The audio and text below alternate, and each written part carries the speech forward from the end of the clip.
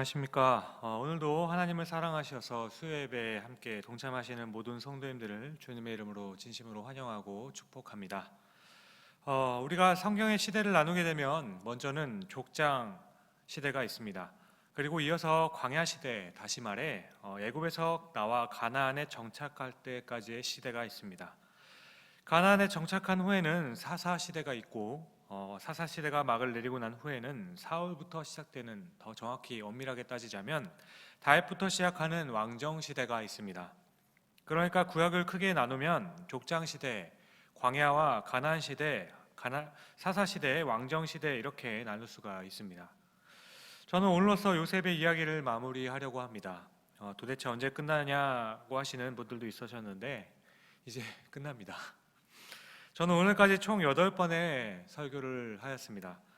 그리고 끝으로는 어떤 말씀을 드리면 좋을까 생각하다가 첫 번째 설교에서 먼저 말씀드렸던 부분으로 말씀을 마무리하면 좋겠다라고 생각을 하게 되었습니다. 오늘은 요셉과 가족이라는 제목으로 길었던 요셉의 이야기를 마무리하려고 합니다. 제가 오늘 말씀드리는 요셉의 가족이라고 말을 할 때 그 가족의 구성원은 요셉과 그의 아내 그리고 두 아들인 에브라임과 므낫세를 이야기하는 것이 아닙니다. 어떻게 보면 요셉에서 끝이 나는 것이라고 할 수도 있겠는데요. 아브라함부터 시작되어서 요셉에서 마무리되고 있는 이 족장 시대에 대해서 생각해보고 함께 말씀을 나누어 보려고 합니다. 사실 창세기 49장에서 처음으로 12형제를 가리켜서 지파라고 부릅니다. 그리고 하나님께서는 야곱을 통해서 지파의 족장이었던 12형제에게 어떻게 축복하시는가를 보여주게 됩니다. 그렇게 요셉의 이야기는 끝이 나게 되는지요. 아브라함으로부터 시작된 요셉의 가족들을 살펴보면 정말 특이하다는 생각을 하지 않을 수가 없습니다. 요셉의 가족들에게 일어난 일들은 정말 하나도 정상적인 일은 없었던 것 같습니다. 정상적인 세대가 한 세대도 없었다는 것입니다. 어떻게 이렇게 될 수 있을까 싶을 만큼 하나님께서는 아브라함에게 약속을 하시고 아브라함을 불러내신 이후에 오늘 요셉에게 이르기까지, 아니 요셉의 아들인 에브라임과 므낫세에 이르기까지도 그냥 좀 평범하고 정상적인 일들은 일어나지 않는다는 그런 느낌을 참 많이 받게 됩니다. 하나님께서는 아브라함을 부르시면서 그의 자손이 하늘의 별과 같이 바다의 모래와 같이 많게 하겠다고 하셨습니다. 아브라함으로부터 하여금 복의 근원이 되어서 아브라함을 통하여서 모든 민족이 복을 받게 하실 것이라고 약속하셨습니다. 하지만 그렇게 약속을 받고 시작한 아브라함의 그 가족들의 삶은 정말 환난과 순환의 연속이었던 그 가정의 삶을 보게 됩니다. 물론 아브라함 잘 살았습니다. 그 이후에 이삭도 잘 살았고 야곱도 잘 살았습니다. 그리고 오늘 요셉도 잘 살았습니다. 하지만 이들이 얼마나 물질적인 풍요를 누리며 살았는가 하는 것은 창세기의 전체의 이야기 흐름에서 보면 전혀 중요하지 않는 이야기입니다. 오히려 이들의 삶에서 중요한 것이 있다면 그것은 하나님과 이 가족들과의 약속이 있었다는 것입니다. 그래서 이 약속의 관점에서 보았을 때 이 가족들의 삶은 정말 아슬아슬하고 긴장의 연속인 삶이었습니다. 창세기의 내용에 전개되는 과정을 보면 항상 긴장할 수밖에 없는 상황들이 계속 연출되는 것을 우리는 발견하게 됩니다. 그리고 그런 긴장 가운데 하나님의 약속이 성취되어 가는 장면들을 우리는 많이 발견하게 되는 거죠. 하나님께서는 아브라함에게 큰 민족이 되게 하시겠다 하시고 내 자손이 하늘의 별과 같이 바다의 모래와 같이 많게 하신다 약속하셨습니다. 그런데 이 약속을 받았을 때 아브라함의 나이는 75세였습니다. 그러면 우리가 생각할 때 75세에 이 약속을 하셨다면 아브라함이 이제 나이도 좀 있으니까 빨리빨리 이 약속을 이루어 가셨어야 하는 것이 아니겠습니까? 하지만 하나님께서는 그로부터 25년이나 기다리게 하십니다. 초조함과 긴장 가운데 25년을 기다리고 그래 이제 인간적으로 보면 더 이상은 아이를 낳을 수 없다고 판단하는 생각하는 그때에 아이를 허락하세요. 오죽하면 사라가 웃었을까요? 자신에게 여성의 생리가 끊어졌는데 무슨 희망이 남아 있었겠습니까? 그렇게 하나님께서는 절망적인 상황까지 계속 끌고 가셨습니다. 그런데 아브라함이 100세의 아들을 낳게 됩니다. 그리고 100세에 얻은 아들 이삭이 37세가 되었을 때 어머니였던 사라는 세상을 떠나고 맙니다. 여러분, 아브라함과 사라는 하나님의 약속을 받았습니다.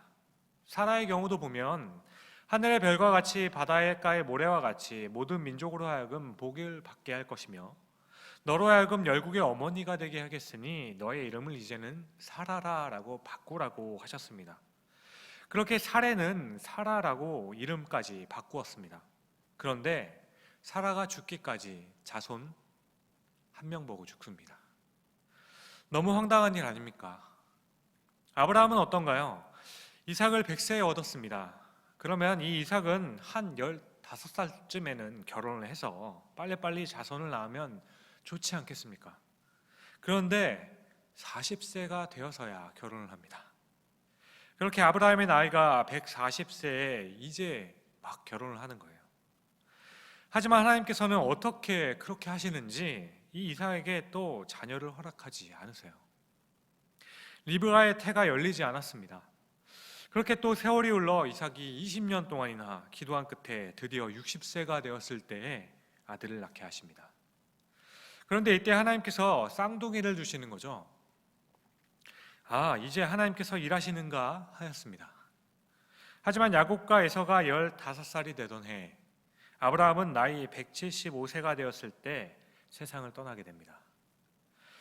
그렇다면 여러분 한번 생각해 보십시오. 하나님께서는 아브라함에게 하늘의 별과 같이 바닷가의 모래와 같이 자손을 많게 할 것이며 너로 하여금 열국의 아버지 모든 민족의 복의 근원이 될 것이라고 약속하셨습니다. 하지만 모든 사람의 복의 근원이 되겠다고 하신 그 아브라함은 자그마치 그 약속을 듣고 100년을 기다리는 동안에 자손 딱 3명을 보고 세상을 떠나는 겁니다. 이렇게 생각하면 정말 참 허탈하다고 생각되지 않으십니까? 그리고 여기서 더 자세히 들어가 보면 하나님께서는 이삭에게 야곱과 에서를 주셨습니다. 그런데 이때 하나님께서는 에서가 형이니까 너를 통해서 이 가정에 복을 내리겠다고 하시면 얼마나 평안하고 좋습니까? 그런데 왜 하필 둘째인 야곱을 선택하셔서 야곱은 온갖 순환을 다 겪게 되는 거죠. 결국 야곱은 형을 피해 도망을 가야 했었고 또 야곱을 통한 구원 계획이 완전히 끊어질 것만 같은 상황이 생기기도 하였습니다. 아브라함 때에도 하나님의 약속은 끊어질 듯 끊어지지 않고 이어져 왔습니다. 야곱의 때에도 하나님의 약속은 끊어질 듯 끊어지지 않고 이어져 내려오게 됩니다. 야곱은 정말 많은 고난을 당하고 정말 많은 죽을 고비를 넘기게 돼요. 여러분은 야곱에게 하셨던 하나님의 그 약속을 기억하십니까? 창세기 28장에 형을 피해 고향을 떠났을 때 하나님께서는 야곱에게 너에게 복을 주어 모든 민족이 복을 받게 하실 거라고 약속하십니다. 하지만 이 가정은 참 많은 순환을 겪게 되죠. 그래도 야곱이 비록 부인을 4명을 두기는 하였지만 아들을 12명을 낳게 됩니다. 이제 기하급수적으로 번성할 수 있는 토대가 만들어지게 되는 거죠. 그런데 야곱은 12명의 아들을 낳았는데 또 왜 하필 11번째 요셉인가요? 왜 그렇게 그를 편애하였을까요? 이 편애 때문에 이 가족은 또 어려움을 겪게 됩니다. 가족들이 흩어지게 되고 야곱은 요셉이 죽은 줄로만 알고 슬픔 가운데 살게 됩니다. 그리고 요셉은 애굽에서 온갖 고난을 다 당하는 것을 우리는 볼 수 있습니다. 그러니까 하나님께서 아브라함에게 하셨던 이 약속이 이어져 내려오는 그 과정들을 우리가 살펴보게 된다면 이 상황을 지나가고 있는 사람들에게는 하나님께서 하셨던 그 약속이 꼭 신라 같아 보인다는 것입니다. 너무 가늘어서 이게 언제 끊어질지 모르는 아슬아슬한 느낌이 계속 되어진다는 거예요. 그래서 많은 사람들은 이 신라 같은 희망, 아무것도 아닌 것 같고 금방이라도 끊어져 버릴 것과 같은 이 하나님의 그 약속이 너무 약해 보여서 때로는 무시하게 되고 소홀히 여기는 경우가 있는 것 같습니다. 하나님의 약속은 아브라함을 통해 아주 가느다랗게 시작하였습니다. 하지만 요셉의 때에 가족들이 애굽에 들어갔다가 나올 때는 200만이 넘어서 나오게 되는 이 엄청난 일을 하나님께서는 이루실 때까지 아무것도 아닌 것 같다고 할지라도 가장 확실한 약속이었다는 사실이 중요하다는 것입니다. 약속에서 중요한 것은 얼마나 그럴듯한가가 아닙니다. 약속에서 중요한 것은 정말 그것이 분명한가라는 것입니다. 그것이 중요한 거예요. 분명한 하나님의 말씀이라면 아무것도 아닌 것 같고 실패할 것 같지만 반드시 이루어진다는 것입니다. 끊어질 것 같은데 그 약속이 끊어지지 않고 계속 이어져 내려간다는 거죠. 그래서 우리가 살아가면서 정말 힘들다고 생각되는 것은 하나님께서 한번 약속을 해주셨으면 정말 좀 화끈하게 일을 해주셨으면 좋겠어요. 아브라함에게 약속을 하시고 난 후에 왜 25년을 기다리게 하시는 걸까요? 그냥 75세에 약속하시고 해마다 한 명씩만 자손을 낳았으면 얼마나 좋겠습니까? 그러면 아브라함이 그 후로 적어도 100년 정도는 살게 되니까 자손이 자손을 낳으면서 그럼 적어도 수백 명의 자손을 더 볼 수 있지 않았을까요? 그런데 죽을 때까지 겨우 딱 3명만 보게 하시는 하나님, 왜 이렇게 느리게 일하시는 걸까요? 하나님께서 하신 그 약속이 어쩌면 그렇게 희미할 정도로 그렇게 가늘 수가 있습니까? 이런 부분들이 우리들에게는 정말 참을 수 없게 만드는 부분이라고 생각합니다. 조금만 더 강했으면 좋겠습니다. 우리가 기대하는 것은 하나님께서 일시적으로 한순간에 하나님의 뜻을 이루어 주셨으면 참 좋겠습니다. 하지만 요셉의 사건을 통해 우리가 한 가지 깨닫게 되는 것은 하나님께서 하시는 약속은 언제나 점진적으로 이루어진다는 것이에요. 정말 칠흑 같은 어둠 속에서 서서히 빛이 드러나게 하시고 이제는 정말 안 될 것 같다고 할 때 그 일을 기어코 이루어내시는 것이 바로 하나님이라는 것입니다. 하나님께서는 처음부터 분명하고 강한 빛을 세상에 비추지 않으십니다. 전 인류의 구원의 약속도 베들레헴의 한 마국간의 한 아이가 태어나게 하시는 것으로 시작하시는 것이죠. 그야말로 희미해 보이는 그 빛을 비추게 하셔서 그 빛을 통해서 온 인류가 구원받게 만드시는 그 일을 이루시는 것입니다. 그러면 왜 처음부터 크고 강하게 역사하지 않으시는 걸까요? 왜 그러시는 걸까요? 모릅니다.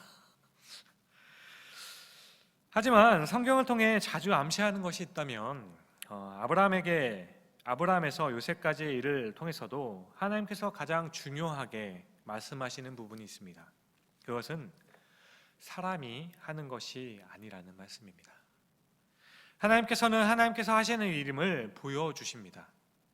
아무 육체라도 자랑하지 않게 하기 위해서 사람으로 하여금 그가 그렇게 했기 때문에 저렇게 된 걸 거야 라고 그렇게 이야기하지 않게 하기 위해서입니다. 인간은 계속 넘어지고 실수하여 그 가운데서 절망을 하지만 결국은 하나님께서 이루시는 것임을 알려주기 위함이라는 것이죠.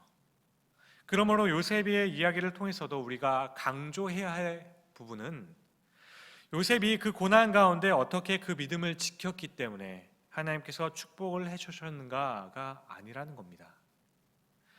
지난 7번의 설교를 통해서도 요셉의 이야기에서 제가 누누이 계속 강조해왔던 것은 요셉이 얼마나 훌륭한 믿음의 사람이었기 때문에 하나님께서 그를 축복하셨는가가 아니었습니다. 요셉의 이야기에서 주된 관점은 요셉의 생애에 나타나는 그 고난과 환난 가운데서 하나님께서는 어떻게 정말 드라마틱하고 기가 막히게 그 약속을 이루어가고 계시는가라는 것이 중요 포인트라고 말씀드렸던 것을 기억합니다. 구원은 사람이 하는 것 같은데 사람이 할 수 없는 것입니다. 하나님께서 하시는 것이죠. 우리가 믿는 것 같지만 믿음을 주시는 것입니다. 우리의 인생을 돌아보아도 우리의 인생은 우리가 경영하는 것 같고 우리가 이루어가는 것 같은데 돌아보면 돌아볼수록 내가 이룬 것이 아니라는 고백을 하게 됩니다. 하나님의 계획과 인도하심이 있었습니다. 하나님의 섭리가 있기 때문에 죽었다 싶은데 살아나게 되는 것이고 이제 된 것 같은데 곧 무너지게 되는 결과를 우리는 보게 된다는 것이죠. 이런 모습이 바로 하나님께서 하시는 일이라는 것을 우리에게 보여주고 싶은 것이 아니겠습니까? 결국 하나님께서 계획을 가지고 계시기 때문에 우리는 지속적인 긴장과 반전을 볼 수 있는 것입니다. 그런데 여러분, 여기서 한 가지 더 깊게 생각해 볼 것은 우리 인생에서 겪게 되는 긴장과 그 반전들은 하나님의 긴장과 반전이 아니라 우리의 긴장과 반전이라는 것입니다. 요셉의 경우에 하나님께서 꿈을 주시고 그 꿈 때문에 형제들에게 미움을 받게 됩니다. 형제들은 그를 미워하여서 그 꿈이 이루어지지 못하도록 계획을 하게 되죠. 하지만 형들이 요셉을 죽이려고 할 때 이것은 하나님께서 긴장하실 수밖에 없는 인간의 반란의 모습이 아니라는 거예요. 하나님께서는 이미 이 모든 것을 포괄할 수 있는 계획을 가지고 우리를 인도하시고 있기 때문에 그런 긴장과 반정은 우리의 것이라는 겁니다. 다시 말해서 우리의 삶의 현장에서 우리가 느끼게 되는 그런 삶의 긴장들은 하나님께서 보실 때에는 하나님의 긴장이 아니라는 거예요. 왜냐하면 하나님께서는 이미 계획이 있으시기 때문입니다. 그곳에는 하나님의 섭리가 이미 있기 때문이에요. 우리는 앞일을 볼 수 없기 때문에 미치도록 참 두렵습니다. 하지만 하나님께서는 이미 우리를 향한 계획과 전능하신 손으로 우리의 걸음을 인도하고 계신다는 것입니다. 따라서 비록 아무것도 보이지 않는 것 같고 신랄 같은 희망 하나를 붙들고 가는 우리의 모습이라 할지라도 주님께서는 우리들에게 언제나 두려워하지 말라라고 말씀하실 수 있는 것입니다. 주님께서 주관하시고 우리를 인도하시기 때문이에요. 다음으로 요셉의 생애를 보면서 또 한 가지 생각할 수 있는 것이 있습니다. 창세기 1장부터 50장까지의 내용의 주제가 무엇인지를 알기 위해서는 창세기에서 중요하게 다루는 단어가 무엇인지를 보는 것이 중요하다 생각됩니다. 창세기에 나오는 가장 중요한 단어는 땅, 자손, 그리고 복이라는 단어입니다. 이 중에서 복에 대한 이야기가 가장 많이 나오고 다음으로는 땅이라는 이야기가 나오고요. 그리고 끝으로는 자손에 대한 이야기가 많이 나옵니다. 창세기를 시작하면서부터 가장 많이 나오는 단어는 바로 복이라는 단어입니다. 그런데 창세기에서 사용되는 그 복의 개념은 복을 주심으로 인간적으로 아주 누리며 떵떵거리며 살았더라라는 것이 아니에요.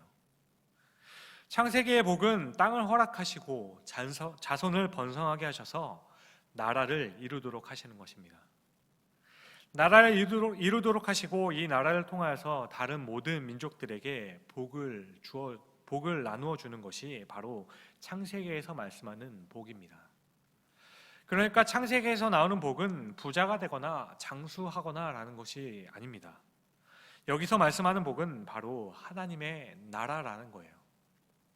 그러므로 이 복의 개념에는 하나님의 주권과 섭리가 있습니다. 창세기에 나오는 복은 부자, 장수, 형통하여서 좋은 자리에 올라가는 거 그렇게 누리게 되는 것이 복이 아니에요. 메시아를 통해서 이루어질 그 하나님의 나라가 복이라고 말씀하시는 것입니다. 하나님께서는 이 나라를 위해서 아브라함을 택하셨습니다. 그러므로 우리는 요셉의 이야기를 보면서 주시해야 하는 것이 있다면 하나님의 축복인 하나님의 나라, 메시아를 통해 이루실 그 하나님의 나라에 요셉의 어떤 역할을 하였는가가 그것을 보는 것이 우리는 중요하다는 것입니다. 요셉이 어떻게 성공하였는지를 보는 것은 창세기의 전체적인 문맥에서 볼 때에는 바르지 않다라는 것이죠. 다시 말씀드리지만 요셉의 이야기에서 요셉의 꿈과 이상, 어떻게 해서 총리의 자리에 오르게 되었는가를 보는 것이 아닙니다.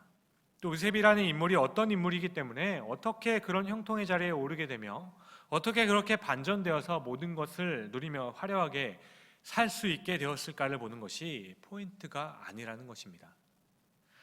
기억하실지는 모르겠지만 제가 첫 번째 설교를 하면서 요셉을 소개할 때 요셉을 언약의 계승자로 소개하지 않았습니다. 하나님의 언약을 완성할 수 있도록 도와주는 보조 역할로 나온다고 말씀드렸습니다. 말 그대로 주연이 아닌 조연입니다. 하나님께서는 요셉을 언약의 계승자로 삼으신 적이 없기 때문입니다. 하나님께서는 아브라함의 하나님, 이삭의 하나님, 야곱의 하나님이라고는 말씀하십니다. 또 마태복음 1장 2절을 보시면 아브라함이 이삭을 낳고 이삭은 야곱을 낳고 야곱은 유다와 그의 형제들을 낳고라고 말씀합니다. 우리가 생각할 때는 그 창세기의 비중으로 본다면 야곱은 요셉을 낳고라고 해야 할 것이 맞는 것 같아요. 하지만 야곱은 유다와 그의 형제들을 낳고라고 이야기를 합니다. 왜냐하면 성경에서 중요한 것은 유다도 아니라 유다의 자손에서 나오는 그 다윗이고 그 뒤에 나오는 예수님이 중요하기 때문입니다. 그렇게 야곱은 유다와 그의 형제들을 낳고라고 하면서 요셉은 예수님의 그 족보에서 빠지게 됩니다. 이것은 바로 언약을 강조하고 있기 때문이에요. 요셉은 이스라엘 백성을 준비시키기 위해 세우신 사람이었다라는 것입니다. 언약의 계승자는 아니었지만 또 언약을 이어질 수 있도록 지대한 영향을 주었던 인물이 두 명이 있습니다. 이들은 바로 오늘 본문에 나왔던 그 요셉과 다른 한 사람은 바로 모세입니다. 모세도 언약의 계승자는 아니었습니다. 율법을 통해서 언약을 하셨지만 모세의 자손으로 큰 백성을 이루겠다고 하시지는 않으셨습니다. 아니, 한 번 한 적은 있으셨습니다. 출애굽기 32장 10절의 말씀을 보시면 모세가 십계명을 받는 동안에 이스라엘 백성들이 금송아지를 만들어서 절을 하면서 이들의 극심한 불안과 불신을 노골적으로 표현하는 것을 보시고는 하나님께서 화가 나셔서 하신 말씀이 있습니다. 32장 10절의 말씀인데요. 그런즉 내가 하는 대로 두라. 내가 그들에게 진노하여 그들을 진멸하고 너를 큰 나라가 되게 하리라. 이것은 아브라함을 이제는 버리고 이제 모세 너를 택해서 다시 큰 민족을 이루겠다라고 말씀하셨던 거예요. 어떻게 보면 모세의 입장에서는 참 잘된 일일지도 모르겠습니다. 하지만 모세는 하나님의 명예에 흠이 간다고 하면서 중보 기도를 하게 되죠. 그리고 이 기도를 하나님께서는 들어주셔서 이스라엘 백성들은 다시 보존되게 됩니다. 요셉의 역할은 하나님의 백성인 이스라엘 백성들이 애굽으로 들어오도록 하는 역할이었습니다. 그리고 모세는 애굽에 있던 아브라함의 자손들을 다시 약속의 땅인 가나안으로 다시 데리고 나가는 역할을 하였습니다. 하지만 이때에도 우리가 눈여겨보아야 할 것은, 정말 중요한 것은 하나님의 백성이 온전히 보존되어서 이후에 메시아가 오심으로 이들을 중심으로 모든 민족에게 복이 되도록 하기 위한 그 구원 과정을 이루고 계심이 중요하다는 것입니다. 요셉의 기능과 역할이 어떤 면에서 중요한 것인가 하면 하나님의 약속이 성취되도록 자신의 역할을 잘 감당하였다는 것이 중요하다는 것입니다.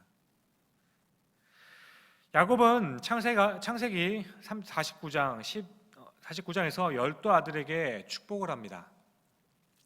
이때 야곱이 아들들에게 한 축복은 거의 예언과 같은데요. 야곱은 49장 3절에서부터 27절까지 총 25절에 걸쳐서 12명의 아들들에게 축복을 합니다.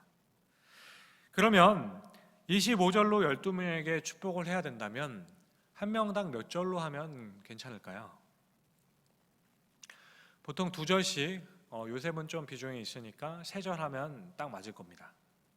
그런데 이때 참 재밌는 것은 요셉과 유다에게 축복하는데 무려 10절을 사용합니다. 그리고 나머지 15절을 가지고 남은 10명의 아이들에게 축복을 해줘요. 게다가 시므온과 레위는 그냥 붙여서 한 절로 끝내버립니다. 이들은 살인을 했기 때문이라고 이야기를 하죠. 이런 모습은 야곱의 마음속에 세겜의 사건이 얼마나 두렵고 분노하고 있었는지를 보여주는 모습입니다. 어쨌든 야곱은 요셉과 유다에게 아주 의도적으로 그렇게 5절에 하나에서 10절 관련해서 축복을 하고 있습니다. 여기서 이것이 왜 의도적인가 하면 야곱이 어떤 사람인지를 생각해 보면 우리는 알 수 있습니다. 야곱은 요셉의 두 아들인 므낫세와 에브라임에게도 축복을 한 적이 있습니다. 요셉은 두 아들을 데리고 오면서 야곱에게 축복받기를 원했습니다. 보통 축복을 할 때 두 명이 한꺼번에 축복을 받으면 오른손에는 장자가 있게 하고 왼손에게는 차자가 있게 합니다. 이렇게 하는 것이 맞아요. 그래서 요셉은 큰 아들인 므낫세를 야곱의 오른손으로 갈 수 있도록 하고 에브라임을 야곱의 왼쪽 손을 가도록 데려갑니다. 그런데 야곱이 손을 바꾸어서 이렇게 교차해서 축복을 하게 되죠. 오른손으로는 에브라임을 축복하게 되고 왼손으로는 므낫세를 축복하게 됩니다. 그래서 요셉은 아버지에게 아버지 오른쪽이 므낫세입니다. 오른쪽에 있는 아이가 장자입니다 라고 이야기를 해줘요. 그런데 이때 야곱이 한 말이 참 재밌어요. 내가 안다 라고 이야기를 해요. 이것은 당시 야곱의 상태를 생각해 보면 정말 굉장히 재밌는 부분이에요.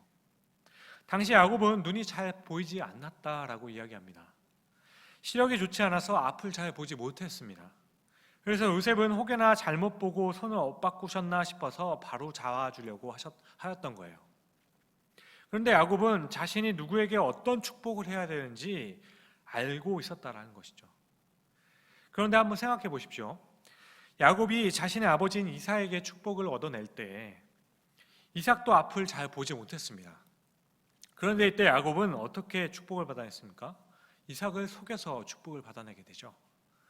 이삭은 야곱인지 모르고 에서의 축복을 야곱에게 축복하게 됐죠. 하지만 야곱은 정확하게 자신이 누구에게 축복을 빌고 있는지 어떤 내용으로 해야 되는 것인지를 알고 있었다라는 거예요. 이런 모습은 야곱은 원래 그렇게 특별하게 편애하는 사람이라서 그렇게 보기에는 힘듭니다. 이것은 하나님의 섭리와 인도하심에 대한 깨달음이 야곱에게는 있었다라는 의미예요. 이런 측면에서 야곱은 유다와 요셉을 아주 의도적으로 축복하였다는 것입니다. 요셉에게 하였던 긴 축복의 내용들은 모든 것에서 그가 형통하게 되고 축복을 받을 것이라는 내용입니다. 하나님께서 창대하게 하시고 복을 받을 것이라는 거예요. 그리고 유다에게는 5절에 걸쳐서 어떤 축복을 하느냐 하면 유다에게서 왕이 나올 것이라고 예언을 합니다. 그리고 실로가 내게서 나올 것이며 통치할 지팡이가 떠나지 않을 거라고 합니다. 메시아에 대한 축복을 하고 있는 것이죠.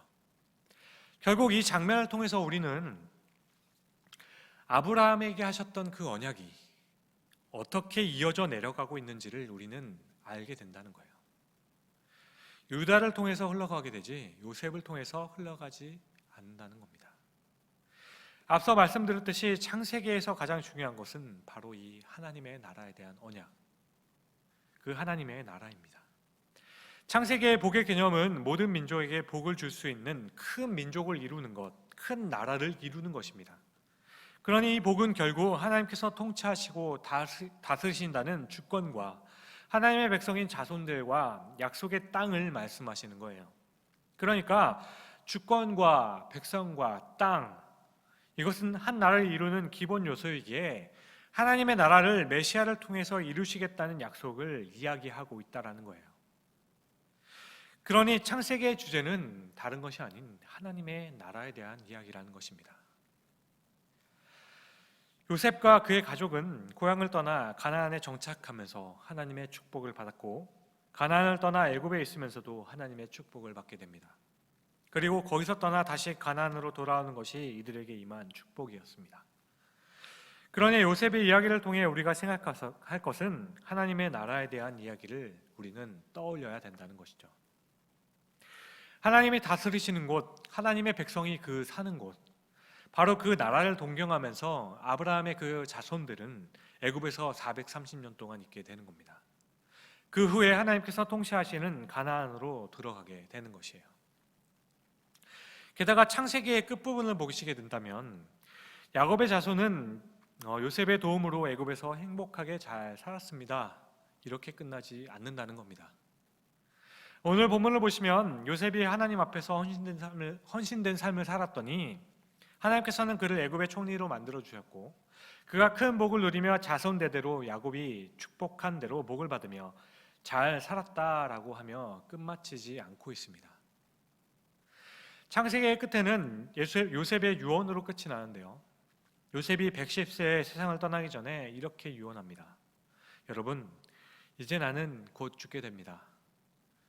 하지만 형님들이 하나님의 인도하심을 따라 다시 애굽을 떠나 그 하나님이 약속하신 땅 가나안으로 가신다면 그때 꼭 내 유고를 들고 같이 나가주세요 라고 유언을 하게 됩니다. 내 뼈라도 내가 그 가나안 땅에 묻히기를 원합니다.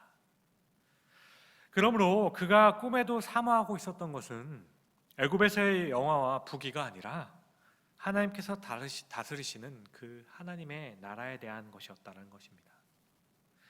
그래서 요셉은 하나님께서 어떻게 이루실지는 정확하게는 알지는 못했지만 그의 말년에는 하나님께서 친히 다스리시는 그 나라로 자신의 민족이 돌아가야 한다는 것을 알고 있었다는 것입니다. 그렇게 요셉은 하나님께서 이루실 그 약속을 잘 준비하는 사람으로서 그 역할을 충실하게 감당하게 하기 위해서 그 자리에 세웠던 사람이었다는 것입니다. 그런데 우리는 요셉의 이야기를 많은 경우에 있어서 너무 복을 받는 비결에 대해서로만 이야기를 한다는 것이죠. 어떻게 요셉이 잘 될 수 있었을까? 환난 중에 다시 힘을 얻을 수 있는 방법은 과연 무엇이었을까? 이런 이야기를 많이 하게 된다는 것입니다. 필요합니다. 중요한 부분이에요. 그러나 그 이상에도 이야기를 같이 해줘야 한다는 것입니다. 사랑하는 성도님 여러분, 환난의 연속의 삶을 살아가던 어떤 성도님 계셨습니다. 사업을 하다가 부도가 되어서 너무 힘들었고 다시 일어나려고 했더니 중한 병이 들어 힘들어 하셨던 분이 있었습니다.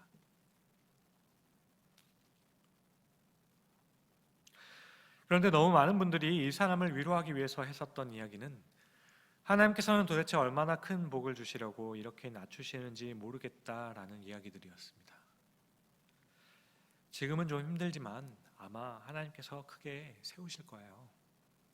이제 곧 일어나게 하시려고 하나님께서 이렇게 힘들게 하시는가 봅니다. 너무 고생하는 것을 보고 안 되었으니까 이분들을 위로하기 위해서 많은 분들이 했던 이야기였습니다. 이제 일어날 겁니다. 이제 곧 잘 될 겁니다. 하나님께서 크게 복을 주시려고 그러는 것 같습니다. 하나님을 더욱 의지하면 이제 예전의 그 명성보다 더 크게 회복할 날이 있을 것입니다. 욥이 고난을 당하였지만 그의 끝에는 2배 갑절에 되는 재산을 받은 것처럼 그렇게 하나님께서는 복 주시려고 하시는 것일 거예요. 이렇게 많은 사람들이 위로를 하셨다고 고백합니다. 그런데 그 고난과 환난에 있었던 그 당사자는 이런 이야기가 정말 한마디도 위로가 되지 않았다라고 고백합니다. 물론 겉으로는 마지못해 감사하다고 하였지만 마음은 전혀 위로를 받지 못했다라고 해요. 그런데 이분이 고백하기를 이분이 말씀하신 자기에게 위로가 되었던 이야기가 어떤 것인지 여러분 아십니까? 그것은 우리가 바라보는 것은 이곳이 아닙니다 라는 이 말씀이었다라고 하십니다. 우리가 소망하는 곳은 여기가 아니라 바로 그곳 하나님의 나라입니다. 이 말씀이 그분에겐 위로가 되었다라고 하십니다. 이 말씀만이 위로가 되었다라고 하신 간증을 듣게 되었습니다. 우리는 요셉의 이야기를 통해서 환난과 고난 가운데서 요셉이 어떻게 그 모든 것을 견뎌서 어떻게 그런 훌륭한 사람이 되었을까 하는 이야기로 많은 이야기들을 말씀드릴 수 있습니다.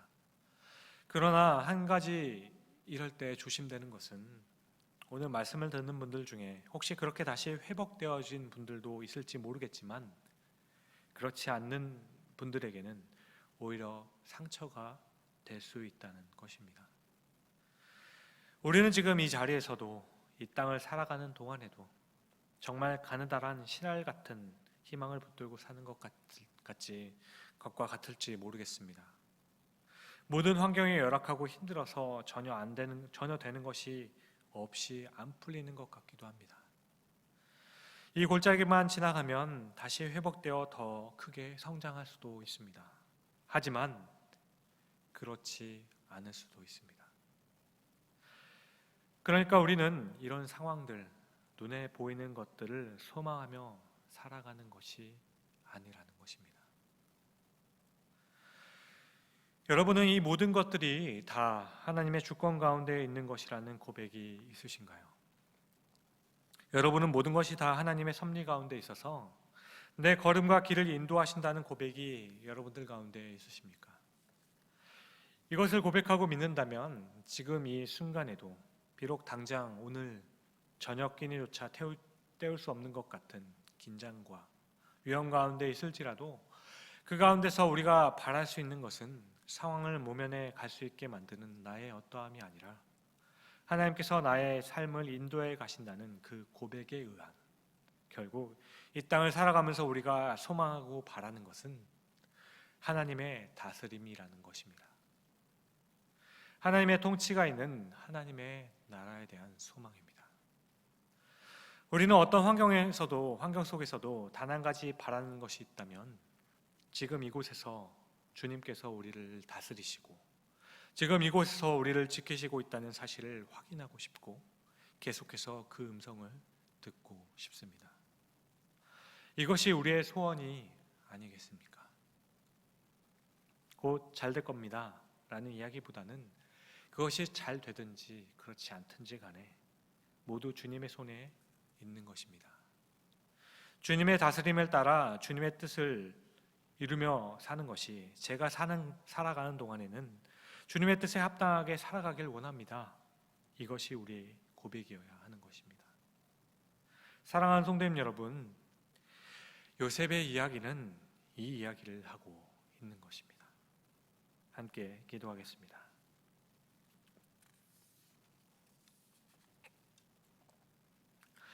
사랑과 은혜가 풍성하신 나의 아버지 하나님, 8번의 말씀을 통해 살펴보게 된 요셉의 이야기에 나오는 요셉의 생애의 축복은 그가 누렸던 것들이 아니라 그가 모든 민족이 복을 받도록 하기 위해 하나님 앞에서 쓰임을 받았다는 것입니다. 저희는 그렇게 믿습니다. 그러므로 우리들의 삶에 형통이든 고난이든 약함이든 강함이든지 간에 하나님의 다스림을 인정함으로 하나님께 쓰임받고 있다는 것을 우리들의 소망으로 삼게 하여 주시옵소서. 하나님, 우리가 이 땅을 살아가는 동안에 누구보다 더 잘 누리고 잘 먹었다는 것을 우리의 축복인 것처럼 생각하지 않고 살아가기를 소원합니다. 그럼에도 불구하고 주님, 때로는 너무 힘이 들어서 약속이 너무 희미해 보여서 이렇게 사는 것이 너무 고달파서 가슴을 치며 탄식하고 조금만 더 도와달라고 부르짖음이 어쩔 수 없는 우리의 약함이고 이것 또한 주님을 의지하는 모습이겠지만 내 사랑하는 아버지 하나님, 우리가 그렇게 주님 앞에서 부르짖을 때라도 저희가 물질을 보지 말고 하나님을 바라볼 수 있게 하여 주시옵소서. 그렇게 우리의 손에 주어지는 주께서 주시는 선물들을 바라보는 것이 아니라 그 선물을 주시는 분을 더욱 바라볼 수 있게 하여 주옵소서.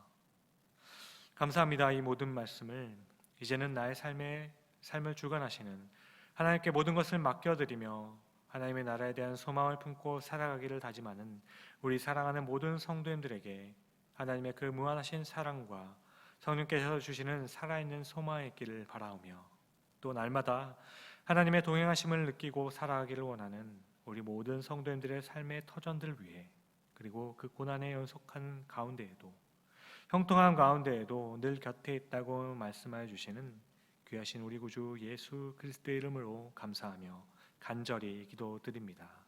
아멘.